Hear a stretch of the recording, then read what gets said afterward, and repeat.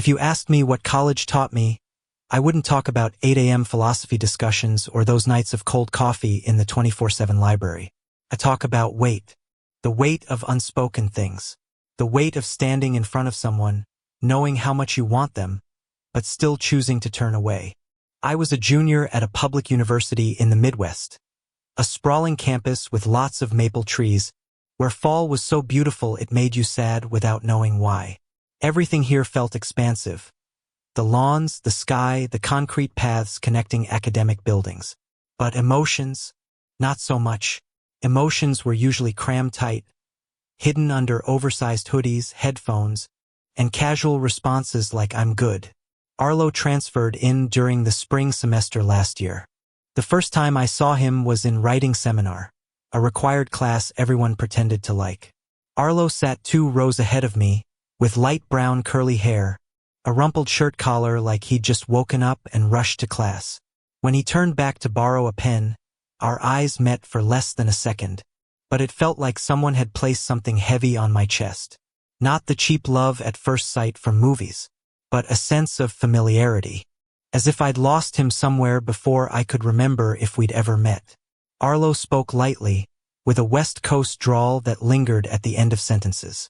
He didn't laugh too loudly, but when he smiled, the corners of his eyes crinkled, making me turn away to pretend I was taking notes. I hated how I reacted like that. I hated how my body betrayed my reason just because of someone new. We didn't become close right away. Our relationship grew slowly, like something allowed but not encouraged. Started with small questions. What are you writing your essay on? Did you get this week's reading? Know any coffee shops that stay open late? Then came the library. Sessions sitting side by side, shoulders touching, neither of us saying anything but neither getting up first. Arlo had a habit of tapping his pen lightly on his lips when thinking. I had a habit of noticing little details like that and pretending I didn't. I'd come out about my sexuality freshman year. Not because I was brave, but because I was tired of pretending. Arlo was different. He never said it outright. But some things didn't need to be said to be clear.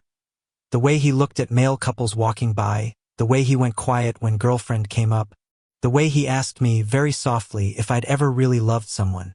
That time, we were sitting on the steps outside the dorm. It was dark, the wind carrying the smell of damp grass and cold concrete. Once I replied, but we couldn't choose each other. Arlo was silent for a long time. Then he said, sounds heavy. I laughed. It is heavy. There were nights when Arlo came to my room. Not for anything shady. We'd lie on the floor, backs against the bed, watching old movies, shoulders touching, thighs touching. I could feel his breathing, steady and close enough to be scary. Sometimes I thought, if I just leaned my head a little, everything would change. But I didn't. Not because I didn't want Arlo. On the contrary, I wanted him so much I had to remind myself to breathe. I didn't because I understood one thing very clearly. Wanting and choosing don't always go together. And sometimes, not choosing each other doesn't come from a lack of feelings, but from the fear that once you choose, you can't go back to who you were. Arlo once told me, on a rare evening when he let himself be vulnerable, I'm scared if I cross that line, I'll lose everything. I didn't say that I was scared of the opposite, that if I didn't cross it, I'd lose him in a slower but more painful way. In this college, among thousands of students and endless options, we still stood still in front of each other. Not because we didn't love, but because we loved too much, to the point of not daring to choose. And that's when I started to understand. The weight of not choosing each other doesn't lie in the moment we turn away, but in all the days after when we have to live with that decision. Things started getting heavier toward the end of the semester. Not because of some big event. No caught kiss or failed confession. It was just, Arlo's presence in my life started taking up too much space. He appeared in moments where I used to need no one. When I made morning coffee, when I walked alone from the library back to the dorm near midnight, when I lay in bed staring at the ceiling, mind blank. Arlo started waiting for me after class. No heads up. No big deal. Just standing there, one earbud dangling. Backpack slung over one shoulder. Like waiting for me was the most natural thing. Wanna grab food? He'd ask, voice casual enough that if I didn't know him, I think it was just polite small talk. We'd eat at a small burger joint off campus, where the neon lights flickered a bit, the table sticky with old fry oil, and the staff never asked too much. Arlo always ordered a chocolate milkshake. I always got black coffee, even though it didn't go with burgers at all. Once, when I was talking about an ex, a relationship that ended because neither of us was brave enough to love each other in the same place, Arlo interrupted. Do you regret it? I looked at him. Regret loving or not holding on? Regret not choosing? The question hung between us, heavy enough that I could hear the AC running behind the counter. I didn't answer right away. Not because I didn't have an answer, but because I was scared if I said it, it would apply to us both. I think I said slowly, regret isn't about not choosing, but about not being honest with yourself at the time. Arlo nodded, but his eyes didn't soften. They were like the eyes of someone standing before a half-open door, knowing what's inside is what they want, but also knowing that stepping in means no easy way back. I started noticing Arlo paid attention to me in small ways. He remembered I didn't like anyone touching my left wrist. Remembered I got headaches if I stayed up past 2 a.m.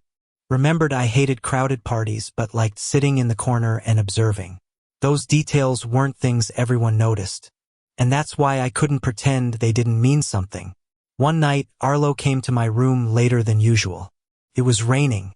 Spring rain in the Midwest wasn't torrential, but persistent, like something that didn't want to end. His jacket was soaked. Hair stuck to his forehead.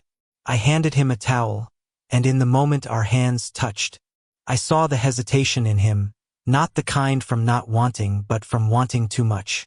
We sat on the bed. No big lights on. Just the yellow glow from the desk lamp. Arlo was quiet for so long I started thinking he wouldn't say anything at all. Knox, he called my name very softly. If one day I chose you, would you choose back? My heart pounded so hard I was afraid he'd hear it. I wanted to say yes. Wanted it so much the word was on the tip of my tongue.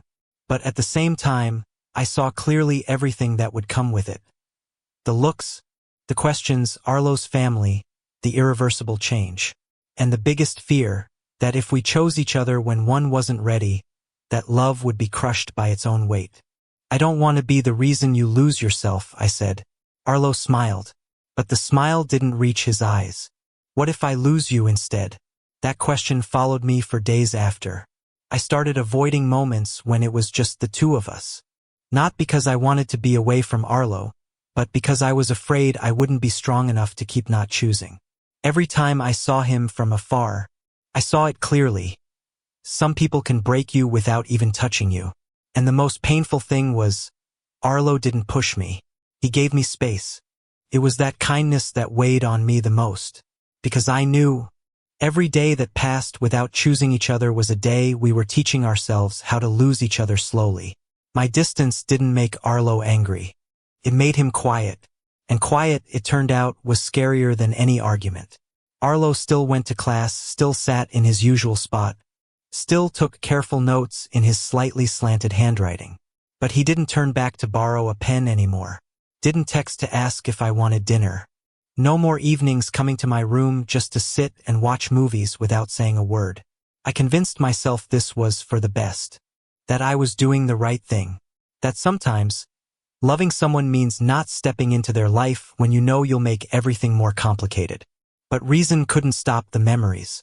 I remembered how Arlo folded the corner of a page every time he found a sentence he liked. Remembered how he muttered to himself when stressed before a deadline. Remembered how he said my name, not rushed, not heavy, just Knox, but it sounded like a place he belonged. I hated myself for noticing those things too late. One afternoon, the professor announced that writing seminar would have a final group presentation. We were paired together. Randomly. At least on paper. Arlo looked at me when he heard his name with mine. No blame. No surprise.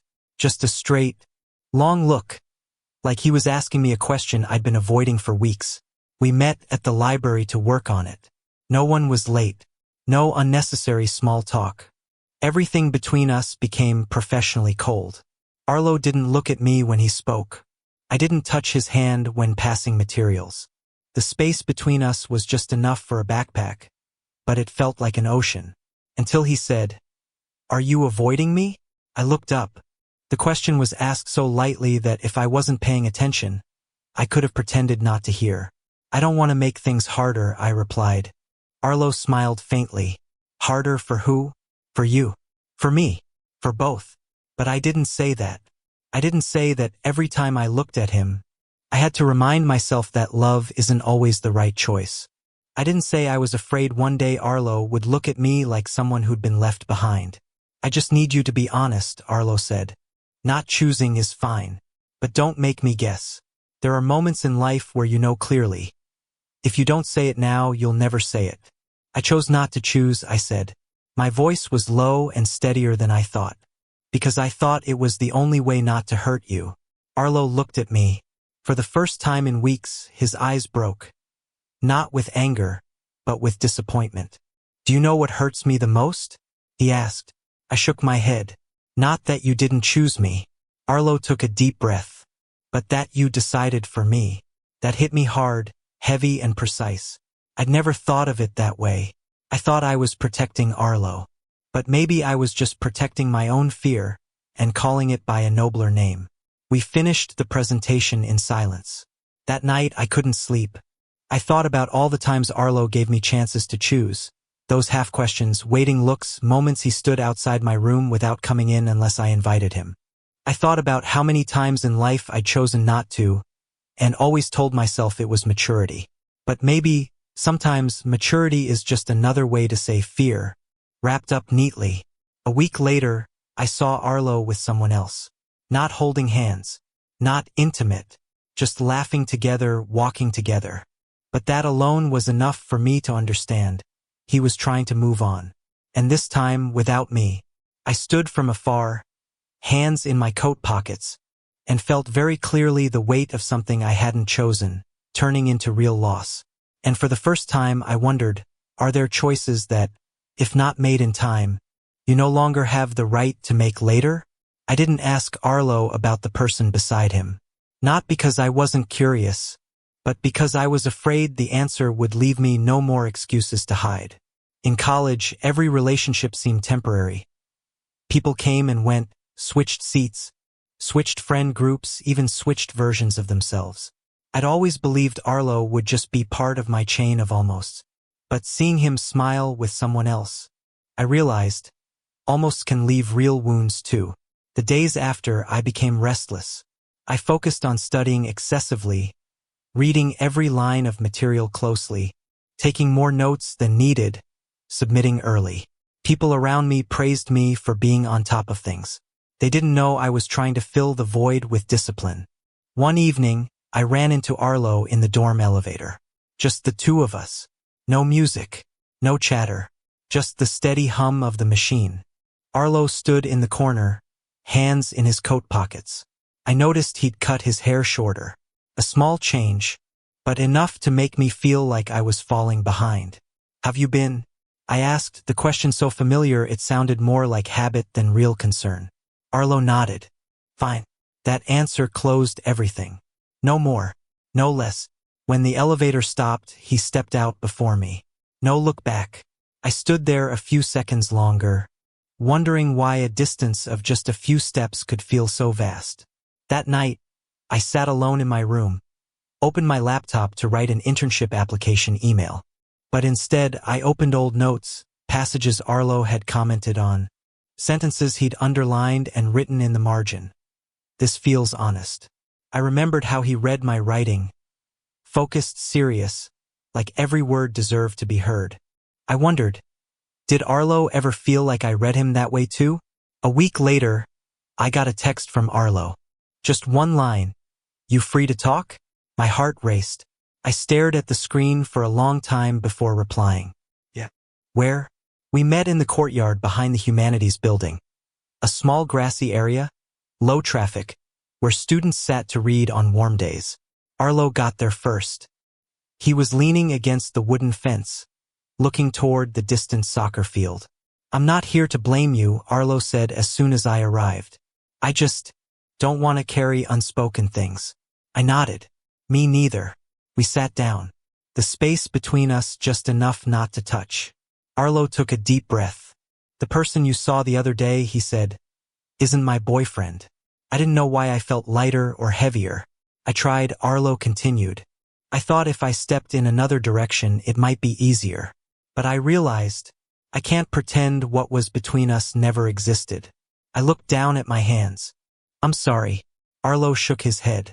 Don't apologize if you'd still choose the same. That made me look up. Some choices aren't fair, I said.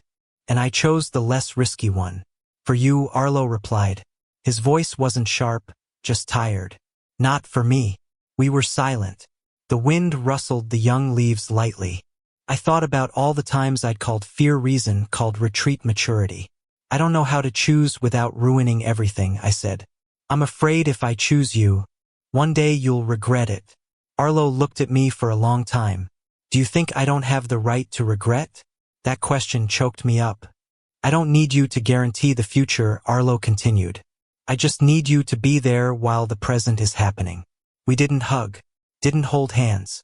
But something between us was named not full love, but truth. And that truth was heavier than I imagined. When we stood to leave, Arlo said, if one day you're ready to choose, say so. But I won't stand still forever. I watched him go, and for the first time, I understood clearly, not choosing is a choice too, and every choice has its cost. That night, I didn't open my laptop. I sat still on the bed, letting the regret wash over me, no avoiding, no rationalizing, just feeling, because I was starting to understand. The weight of not choosing each other doesn't just lie in what we lose, but in who we become after. After that talk, things didn't become clearer. On the contrary, it was like wiping clean a foggy mirror, not to see an answer, but to force yourself to face yourself. I started realizing what I feared wasn't Arlo leaving. It was the version of me with him, a Knox less guarded, less in control, and thus more vulnerable. In college, you're taught how to build a future, resumes, networking, 5-year plans. No one teaches how to choose someone when that choice might shake everything else. I saw Arlo less, but every time I did, he seemed changed.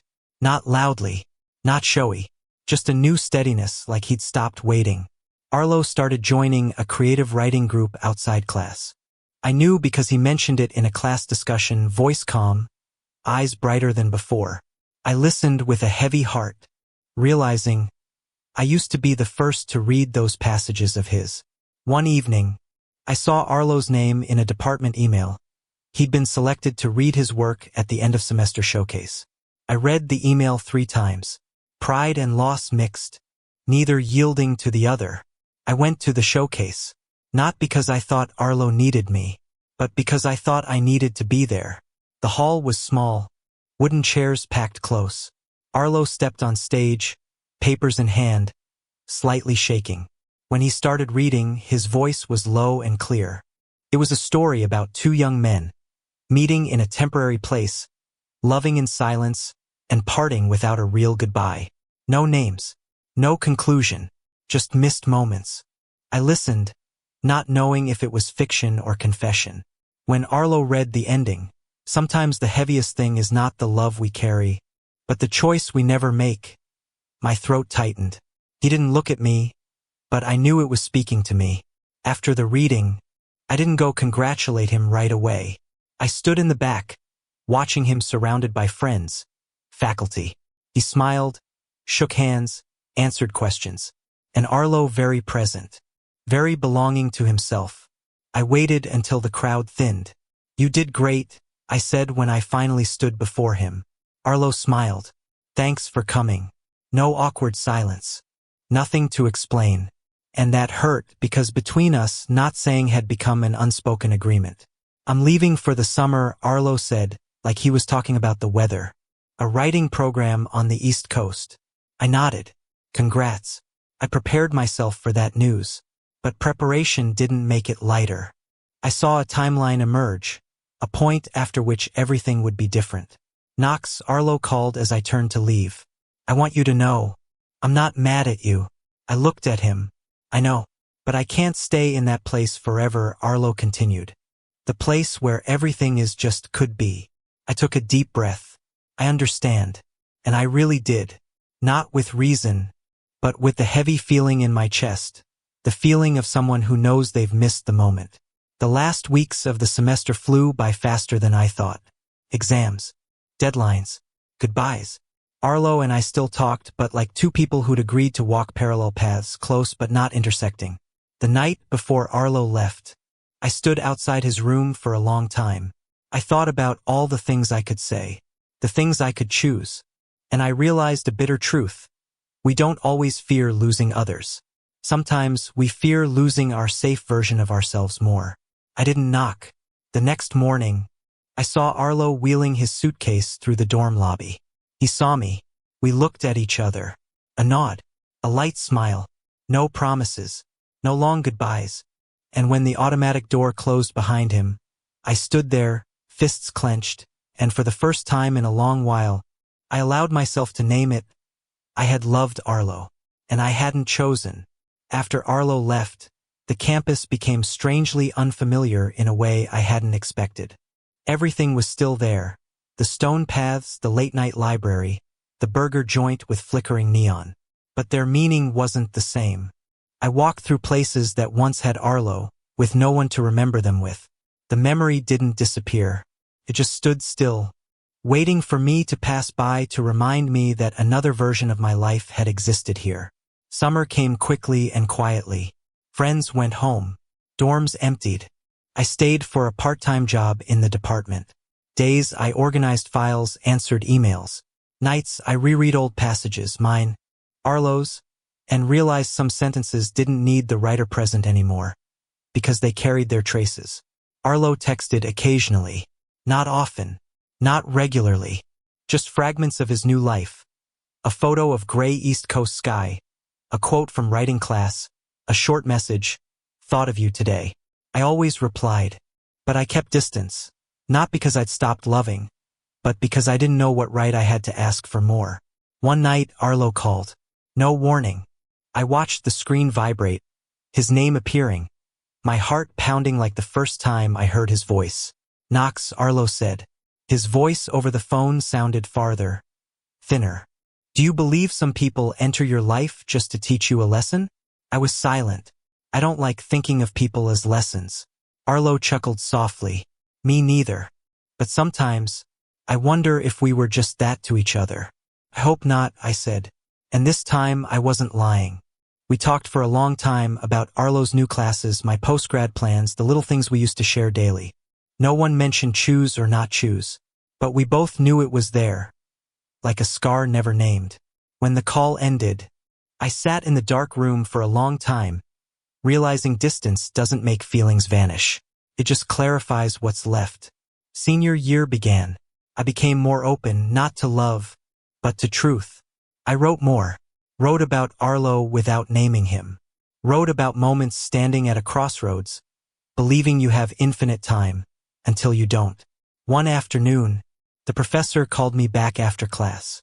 Your writing, he said, has a very quiet sadness. But it's honest. I nodded. I didn't say that sadness had a name, and that name was half a country away. At year's end, I got an email from Arlo. Not long, not roundabout. I just got my first short story published. Thought you'd want to know. I smiled reading it. I replied immediately, I'm proud of you. And I really was, not the pride mixed with regret like before, but full joy from someone who'd learned to love without demanding possession. We still kept in touch occasionally, not regularly, not dependently, like two lines that had once been very close, then continued on separate paths. Not parallel, not intersecting, but not denying the past. Once, at a reading in the city I lived in, I stood up to read a passage of my own. The ending had the line, the weight of not choosing doesn't disappear. It just becomes part of the strength you carry forward. When I stepped down, someone came up and said they saw themselves in that story. I nodded.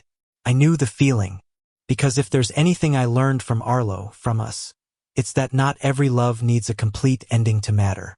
Some people enter your life not to stay, but to teach you how to stand firm when you have to choose yourself. Sometimes not choosing each other is a loss, but sometimes It's also the first step to becoming someone who can choose right when the real moment comes.